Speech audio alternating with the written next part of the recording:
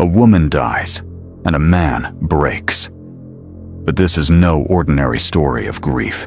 It's a transformation. Fyodor Dostoevsky, the man who once stood before a firing squad, who survived exile in Siberia, who stared into the abyss of human suffering and somehow came back with wisdom instead of madness, was not undone by war or prison, but by love. When Maria, his wife, died in 1864, something in him didn't just crack, it collapsed inward. People remember Dostoevsky for Crime and Punishment, the brothers Karamazov, The Idiot, but few truly understand the bleeding heart behind those masterpieces. The agony that fueled them. Before the legend, there was a boy, a frail, epileptic child raised under the shadow of death. His mother died when he was 15. His father, murdered. His brother, lost. Pain wasn't new to Dostoevsky. It was his oldest companion. And then came Maria. She wasn't a muse out of a romantic fantasy. She was complex, melancholic, chronically ill, emotionally distant. But to Dostoevsky, she was everything. He met her in Siberia, recently widowed, shrouded in sorrow. He didn't love her despite her darkness. He loved her because of it. In her suffering, he saw himself. They married, but their relationship was like a long winter. Cold, quiet, aching. She didn't bring him joy, not in the way people imagine, but she gave him something sacred. Depth, the kind of feeling that breaks a man open and shows him who he really is. And in 1864, when tuberculosis took her, he didn't just lose a wife. He lost the last tether to familiarity. He spiraled, gambling away everything, pawning even Maria's belongings, pushing away friends. But he didn't stop writing. Not because it healed him, because it was the only way he could survive. From the ashes of that grief rose his greatest works. Crime and Punishment gave us Raskolnikov, a man who murders, then crumbles under the weight of his conscience. The Idiot gave us Prince Mishkin, a Christ-like figure too good for the world. These were not just characters. They were Dostoevsky, dissected and scattered across pages. Through them, he wasn't escaping his pain. He was exorcising it. And then, amidst the wreckage, came Anna Grigorievna, a young stenographer hired to help with a book. But what she gave him was life. She didn't see a broken, erratic gambler. She saw a genius. She believed in him when he couldn't believe in himself. They married. She gave him children, stability, peace, a second chance. But Maria's ghost never left. You can feel her in every confession, every philosophical dilemma, every page soaked with sorrow. Even in Anna's warm embrace, Dostoevsky remained haunted. His final masterpiece, The Brothers Karamazov, is more than a novel. It's a soul cracked open. Ivan's cold intellect, Dmitri's wild passion, Alyosha's faith, they are all Dostoevsky, torn and trembling, searching for meaning after catastrophe. Through them, he confronted God, guilt, redemption, and the unbearable freedom of choice. And still, through it all, he searched for light in the darkness. He once wrote, "The darker the night, the brighter the stars." Maria's death didn't end him. It forged him. She was the wound that never healed, and the wellspring of his late genius. If you've ever loved someone who left a scar so deep it became scripture, you already understand Dostoevsky. This isn't just the story of a Russian writer. It's the story of you, of what grief can do, not just to destroy, but to recreate. We don't just tell stories of philosophers, we resurrect them. We go into the pain behind the ideas and show how even the most broken souls can offer the world its deepest truths. So if this stirred something in you, don't scroll away. Subscribe. Stay. Because behind every great thinker is a story the world forgets. But here, we remember. And the story doesn't end with survival. It never does. Because Dostoevsky didn't just endure grief, he stared it down and turned it into prophecy. His books stopped being fiction. They became survival guides for the brokenhearted. Prisoners clung to his pages. Exiles found meaning in his words. Depressed students across centuries held his novels like scripture. His characters didn't pretend to be better than us. They were us. They lied. They failed. They begged for forgiveness. They trembled before the abyss. That's why his words still matter. Because in a world of masks, Dostoevsky showed the raw face of the soul. Take notes from Underground.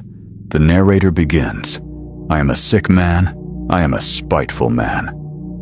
That wasn't literary posturing. That was Dostoevsky's truth. After Maria, after prison, after gambling away his life. That underground man was him. And if you've ever self-sabotaged, if you've ever chased something you knew would destroy you, if you've clung to pain just to feel alive, he was writing to you. That's the power of Dostoevsky. He didn't write to be admired. He wrote to be understood. And he longed to understand in return. He was always racing death, his health declining, his finances in ruin, his soul on fire. At one point, he dictated The Gambler to Anna in 26 days, fighting poverty, illness, and the devil inside him. But even in chaos, he searched for truth. In The Brothers Karamazov, a father is murdered, and his sons embody the fractured human soul. Belief, doubt, desire, rebellion. But the real question wasn't about murder. It was about God, about loss, about whether life is worth it if everything ends in pain. Dostoevsky never answered neatly, because life doesn't. Yet he never gave up on the soul. Even in his darkest books, there's a thread of hope. Alyosha, the gentle monk. Sonia, the compassionate outcast. Mishkin, the holy fool. These weren't just characters. They were Dostoevsky's prayers. Proof that love can outlast despair. That grace can survive even the ugliest truths. And maybe that's the true miracle. He didn't just survive Maria's death. He sanctified it. He turned suffering into scripture, loss into legacy. Years earlier, he had stood before a firing squad, sentenced to die. But at the last moment, a reprieve. Not mercy, torment. He was exiled to Siberia instead. Years of silence, chains, frostbitten hands. And there, in hell, he found something holy. He learned compassion not in church, but in a prison cell. He saw God not in sermons, but in starving men who shared their crust of bread.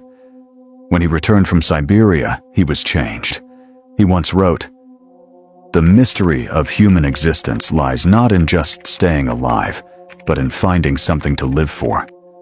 Maria had been that something. And when she was gone, he found it again. In writing, in Anna, in faith, in the souls he reached through story. He didn't numb his pain, he turned it into a torch. And that's why readers still come to him, not for comfort, but for honesty. If you've ever whispered, "I can't go on," Dostoevsky answers back, "Go on anyway." The end of The Brothers Karamazov isn't a conclusion, it's a funeral. A child has died. The world keeps turning. But Alyosha gathers the children and says, "Remember this moment. Let it be your anchor." Not philosophy, medicine, memory as armor, suffering as initiation. And that's what Dostoevsky gave us. A new way to carry pain. Not with shame, but with purpose. He believed the soul is healed by being wounded. And maybe he was right. Maybe our scars are sacred. So if you've ever felt shattered beyond repair, let this be your turning point. You are not broken. You are breaking open into someone new. In the end, Dostoevsky didn't die surrounded by fame. He died surrounded by love. Anna held his hand, as he read the parable of the prodigal son to his children. And that was his final gift. Not bitterness, but mercy. A man who had been to hell choosing love as his last word. On his grave in St. Petersburg are the words from the Gospel of John. Unless a grain of wheat falls to the ground and dies, it remains alone. But if it dies, it brings forth much fruit. That was his life. And maybe yours too. If this touched you, don't just like it. Because here, we don't just explore minds, we resurrect souls. We feel, we remember, and we transform. Just like Dostoevsky. But there's one more thing we need to say, because the story doesn't end with death. Not Dostoevsky's, not Maria's, not yours. You see, true legacy isn't measured by books or quotes. It's measured by the lives it revives. And Dostoevsky? He revives. Every person who has stared into the mirror and whispered, "What's the point?" Every soul that has sunk beneath the weight of guilt, grief, or failure. Every heart that has felt too tender for this brutal world, he speaks to you. Not from a pedestal, but from the pit. He never wrote from above. He wrote from the underground, from the ashes. That's what makes his words immortal. They weren't written to impress. They were written to survive. When Dostoevsky died in 1881, the crowds that followed his funeral procession stretched for miles. Thousands of mourners wept, not just for a writer, but for a man who had given voice to their silent suffering. And what were they really mourning? Not just his death, but the unbearable beauty of a life that had suffered so much and still chose to love, still chose to believe. And that is his final lesson, that even in ruin, you can choose redemption. That even when everything is lost, you can still become someone new, someone deeper, someone who carries light into the dark. Because the miracle isn't that Dostoevsky lived. The miracle is that he turned his wounds into wisdom and dared to share them. He cracked open his soul, poured the blood onto the page, and whispered through time, "You are not alone." And maybe that's what you needed to hear today. That your story, no matter how messy, how painful, how far gone, isn't over. It's unfolding. We hold space for that becoming. We don't shy away from pain. We walk into it. We don't sanitize suffering. We honor it. Because that's where the sacred lives. So if you've made it this far, you're not just watching a video. You're joining a movement. A quiet rebellion against numbness.